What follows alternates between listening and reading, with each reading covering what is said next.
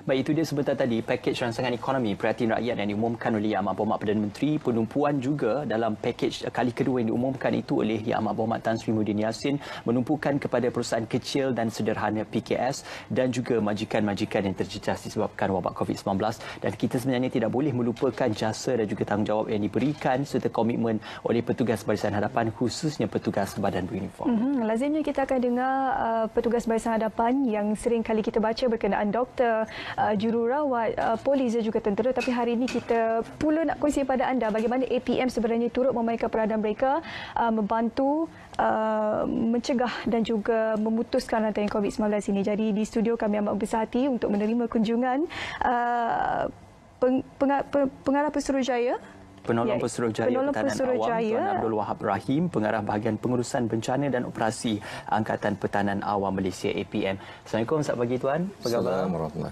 Baik, sihat alhamdulillah Tuan. Sihat alhamdulillah. Baik Tuan, ini satu perkara yang cukup baik untuk kita gambarkan seperti mana yang Shu sebutkan tadi, bahawasanya kita tidak boleh melupakan tanggungjawab dan juga komitmen setiap petugas Barisan Hadapan dan juga setiap badan beruniform yang turut memberikan komitmen. Bagi Angkatan Pertahanan Awam Malaysia, apakah antara penugasan dan juga modus operandi APM dalam mendepani wabak COVID-19? Terima kasih Ismail. Dan terima kasih banyaklah sebab peluang kesempatan dibagi kepada kita untuk bersama-sama untuk melihat sebenarnya dalam proses pengurusan COVID ini ataupun coronavirus ini beberapa komponen yang diguna pakai, komponen rawatan, pemulihan, itu selalu kita dengar. Tetapi untuk mengekang benda ini daripada penularan, terpaksa juga kita melaksanakan beberapa proses. Itu menyebabkan APM dalam pengurusan ini, APM itu berada di lapangan. Kita melaksanakan beberapa tugas ataupun tanggungjawab yang dibagi. Contohnya di Perintah Kawalan Pergerakan ini, kita berada juga bersama-sama dengan agensi-agensi lain untuk memastikan kita punya arahan kerajaan itu untuk pergerakan rakyat itu dikurangkan, diminimalkan. Itu satu. Yang keduanya, apabila mereka dikuarantinkan, mereka juga harus diuruskan sebaik mungkin, seperti mereka yang ada kemungkinannya mereka positif, ada kemungkinannya proses-proses berlaku seterusnya dihantar ke klinik ataupun hospital akan berlaku. Tugas APM ini sebenarnya semua rantaian pengurusan itu tadi kita berlaku tolak di ward je lah. Yang lain itu berlaku. Kalau kita nak minta Tuan untuk kongsikan juga bagaimana sebenarnya, pasti ada saranan daripada pihak KKM sendiri untuk pihak APM melaksanakan tugas. Pasti ada tata cara tertentu yang perlu diikuti, the do's and don'ts untuk kita menjaga mereka yang terlibat dan juga terkena dengan cerita COVID-19 ini. Jadi mungkin Tuan kongsi pada kami daripada sudut itu. Dia punya prinsip pengurusan COVID-19 ini, operasi COVID-19 ini, dia menekankan pematuhan. So antara pematuhannya ialah kita menggunakan PPE yang sangat sesuai. Maknanya kalau di zon merah, PPE yang sepatutnya digunakan. Begitu juga dengan kebersihan ataupun pengurusan kebersihan pekerja-pekerja ataupun pegawai-pegawai petugas ataupun anggota kita harian. Kita kena buat decontamination. Semua proses itu memang sangat spesifik sebenarnya dan sangat memerlukan kita tu patuh. Sangat patuh. Tidak seperti operasi-operasi sebelum lah, operasi banjir. Itu lain sikit. Ini is very specific. Kita tak tahu di mana tempat virus itu berada. Jadi ini satu perkara yang cukup menggusarkan juga, bukan saja bagi petugas Barisan Hadapan, bukan saja PDRM dan juga ATM, tetapi juga pihak Angkatan Pertahanan Awam Malaysia. Cuma dari segi aspek pembahagian tugas, antara kita melihat ATM, PDRM, mereka menjaga keselamatan dan memastikan pergerakan dihadkan. Bagi Angkatan Pertahanan Awam Malaysia, adakah ia juga terlibat secara langsung dengan penghadaan pergerakan, tetapi juga di masa yang sama membantu mereka yang terjejas dalam wabak COVID-19 ini? Dua komponen tugas yang kami laksanakan, APM laksanakan, Angkatan Pertahanan Awam. Ramai yang keliru kadang APM tu macam-macam sebutnya. Tapi saya nak jelas APM tu Angkatan Pertahanan Awam lah. Jadi dua komponen. Pertamanya ialah kita membuat kerja-kerja pengurusan ataupun penyeliaan, urus takbir mereka-mereka yang dikuarantinkan. Yang keduanya kita melaksanakan kerja-kerja operasi untuk PKP, iaitu Perintah Kawalan Pergerakan di lapangan. Kita memastikan pergerakan seperti yang saya maklumkan tadi, pergerakan orang ramai tidak berlaku seperti yang diarahkan. So kalau katakan sekarang ini contohnya di Keluang contohnya ataupun di Hulu Langat telah dikategorikan sebagai kawasan PKPD, diperketatkan. Jadi tidak ada pergerakan sepatutnya berlaku melainkan untuk kes-kes yang dibenarkan sahaja. Langsung tak ada pergerakan. Jadi kita pastikan itu tak berlaku. Alhamdulillah dalam almost 3 minggu sudah ini apabila kita pantau di lapangan, walaupun ada sedikit itu pada kita, tetapi secara keseluruhannya kita dapat melaksanakan kedua-dua komponen tugas tadi.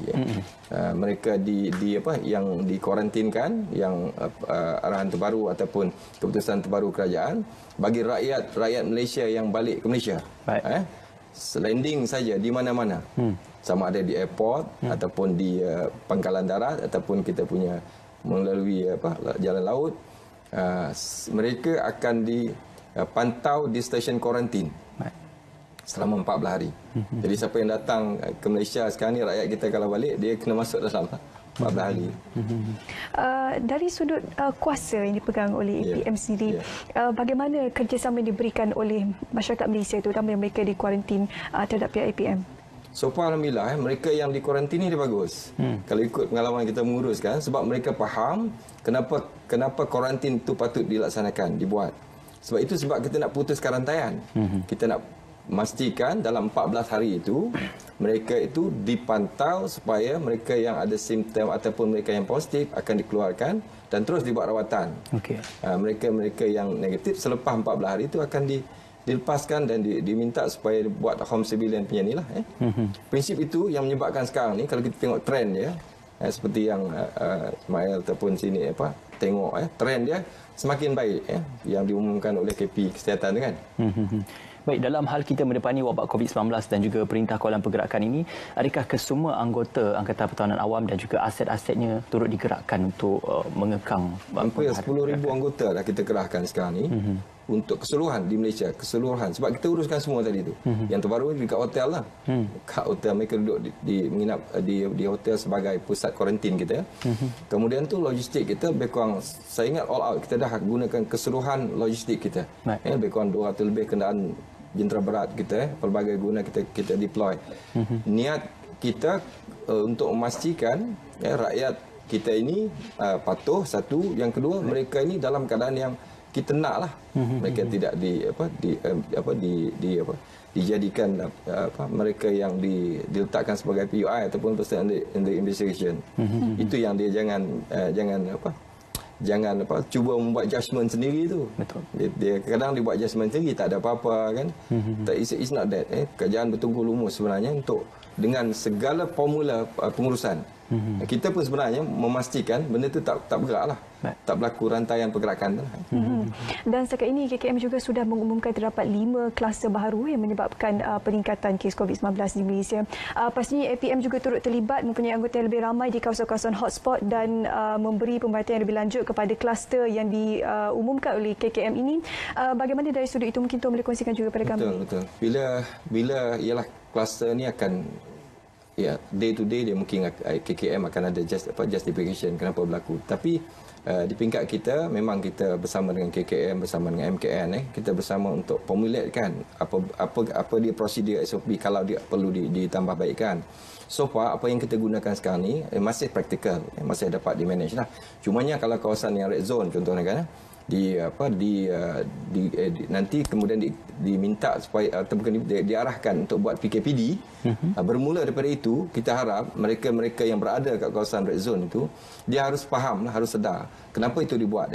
Kadang-kadang benda itu tujuan kita buat tu untuk memastikan kawasan yang red zone tu akhirnya akan pulih ataupun menjadi yellow zone ataupun akhirnya ke hijau. Itu prinsip pengawalan yang kita gunakan di lapangan tu sebenarnya. Jadi kalau katakanlah ialah kita kena beradaptasi sedikitlah dengan keadaan ini lah. Kita di lapangan memastikan pergerakan itu seminima yang dapat kalau dapat. Okey. Sehingga mana keadaan itu mungkin kembali pulih lah. Dan sudah tentu bukan saja menghadkan pergerakan manusia ataupun penduduk di kawasan tersebut, tetapi kalau kita lihat dalam wabak COVID-19 ini ada juga pihak yang bertanggungjawab untuk memberikan bantuan dan sebagainya yang disalurkan kepada kawasan-kawasan yang terjejas. Jadi adakah pihak Angkatan Pertahanan Awam juga akan turut menyelia bagi penghantaran barangan makanan ataupun memastikan keadaan keselamatan itu juga terjaga dalam waktu penghantaran? Okey. Sangat kita hargai sebenarnya sumbangan daripada siapa-siapa yang ataupun individu, NGO, whatever lah. Cumanya dalam kes ataupun dalam coronavirus sekarang ni, season coronavirus, oleh kerana kita tidak mengetahui secara fizikal benda itu, tetapi kita datang dengan sesuatu mekanisme pengurusan pengagihan ataupun sumbangan. Bagi mereka yang ingin menyumbang, itu pasal telah dibuat keputusan supaya mekanisme pengurusan sumbangan itu berlaku. Kita tak boleh lagi macam kita buat decision kita sendiri. Kan kita rasa kita prihatin, that one we appreciate, sangat kita hargai. Dikoordinatkan sebenarnya.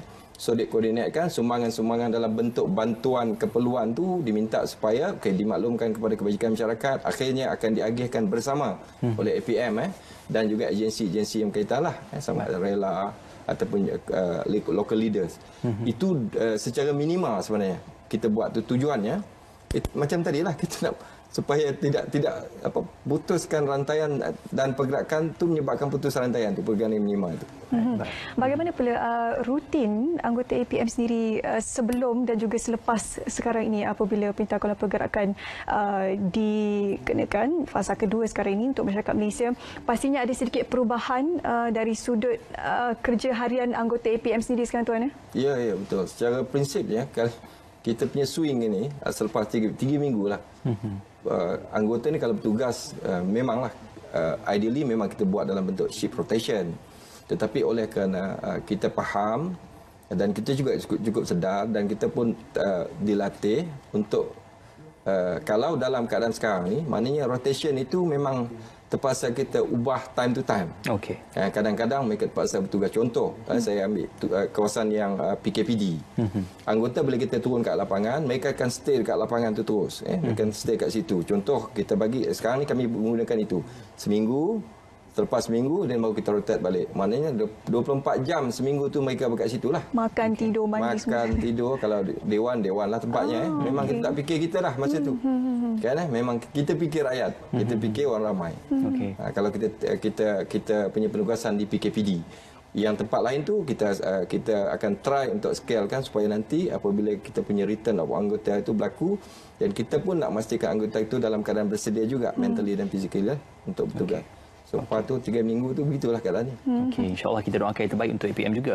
Difahamkan APM juga terlibat untuk mengawal selia pergerakan warga asing di beberapa kawasan ataupun kepadatan warga asing yang tinggi di kawasan-kawasan tumpuan yang disebutkan. Jadi mungkin Tuan boleh ceritakan tentang operasi dan juga penggerakan anggota di kawasan-kawasan tumpuan bagi warga asing untuk mencegah wabak COVID-19 ini. PKPD sekarang ni salah satu tempat yang paling ramai tu dekat One City Plaza, itu warga asing ramai. Lepas tu di Selangor Mansion. Itu telah dijadikan PKPD. Alhamdulillah apabila digazetkan sebagai PKPD, maknanya kita akan buat satu dia punya prinsip kawalan yang sangat ketat. Jadi untuk memastikan mereka tidak bergerak sebebas. Jadi ialah 3,000 lebih, ada yang 5,000 lebih dia punya komponen dalam bangunan-bangunan tu kan kita kawal selia.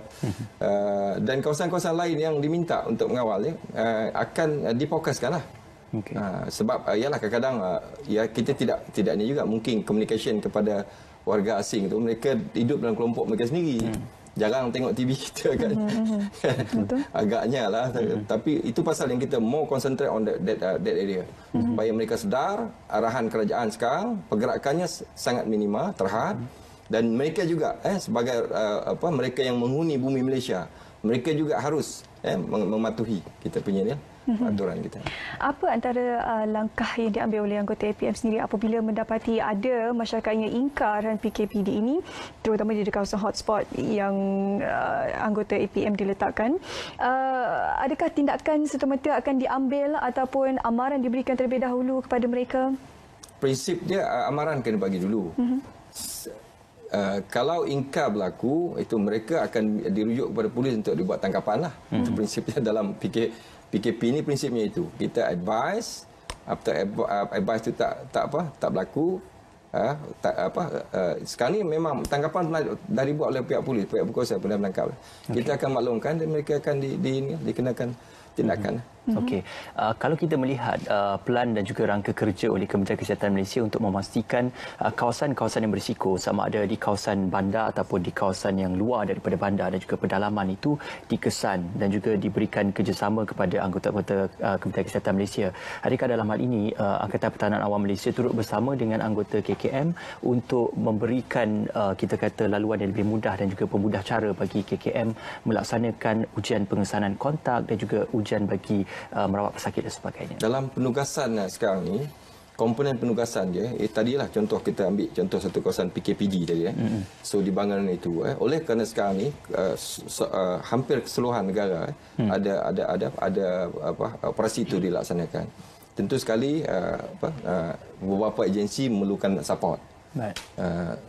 PKPD, kawasan PKPD contohnya, beribu orang yang nak kena diswab, diambil sampel oleh KKM. Dan pihak kami memang di situ untuk membantu KKM dalam melaksanakan urusan itu. Itu berlaku di semua stesen-stesen kuarantin sebenarnya. Untuk contohnya, keperluan harian kepada mereka yang telah diletakkan di stesen kuarantin itu. Keperluan harian ini makanan, digadgetkan sebagai zon merah. Apabila kita masuk ke situ, dua komponen akan berlaku. Satu, KKM akan mengambil sampel mereka ini. Itu memang diambil sampel dalam tempoh 14 hari akan diambil sampel lah. Yang keduanya, keperluan harian dia adalah makanan dan keperluan dia. Itu kena dihantar hari-hari. Yang itu tugas APM tadi. Melaksanakan perkara-perkara itu. To make sure that mereka dalam masa 14 hari itu dapat kita uruskan lah. Dapat terbaik mungkin. Daripada pihak APM sendiri, bagaimana untuk sentiasa mengambil langkah berjaga-jaga untuk memastikan agar anggota APM juga berada dalam keadaan sihat sejahtera untuk memastikan mereka dapat melaksanakan tugas? Pematuhan tadilah, time to time memang kita ini macam kita dalam kapal terbang lah. Kan, masuk kapal terbang, langkah keselamatan tu dibesar. Begitu juga kami, penugasan harian bila kita buat roll call, walaupun mereka telah mahir menggunakan PPE tu kan, tapi tetap juga kita bagi mereka every day, setiap kali kita roll call tu kita akan maklumkan penggunaan PPE begini sampai dikon dia balik bertugas tu dikon Itu memang kita tekankan untuk because operasi coronavirus ni dia very specific. Macam saya tekankan awal tadi, dia need pematuhan yang sangat tinggi. Okey. Tadi Tuan sebutkan tentang penyerahan agihan bantuan makanan dan sebagainya kepada kawasan khususnya PKPD. Jadi bagaimana kita kata gerak kerja untuk pengagihan bantuan itu? Adakah diserahkan dari rumah ke rumah ataupun diserahkan kepada ketua-ketua kawasan masing-masing? Okey, dia ada dua prinsip. Peringkat pertama, awal kita akan serahkan rumah ke rumah. Okey. Rumah ke rumah lah. Itu dalam tempoh 3 ke 5 hari awal tu begitu dilaksanakan. Lepas tu time to time juga kita minta supaya masyarakat tu memutuskan supaya oleh kerana kadang-kadang rumah tu terlampau banyak kampung. Contoh sampai dekat 1000 rumah. So kita mengambil satu pendekatan, kita buat selected dropping zone. Dropping zone ni untuk kita letakkan stockpiling makanan tu.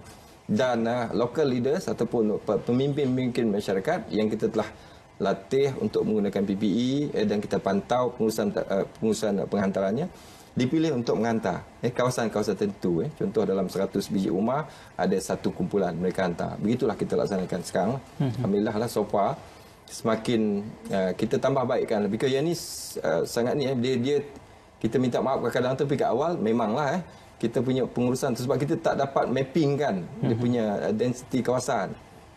Selepas hari kedua sangat stabil lah. Okey, baik.